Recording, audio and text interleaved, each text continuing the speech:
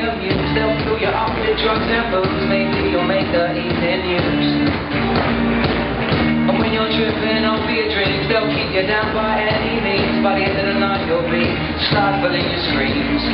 And since you became a VR person, it's like your problems have all worsened. Your paranoia casts aspersions on the truth, you know. And I just put you in a spotlight and hope you'll do alright.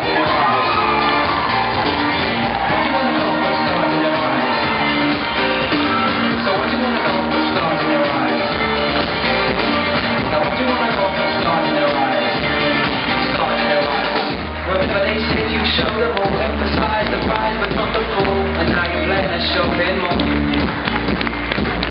Your mum and dad, they can't believe what you appear to have achieved. Whatever these users are just laughing in their sleeves. Since you became a VR person, it's like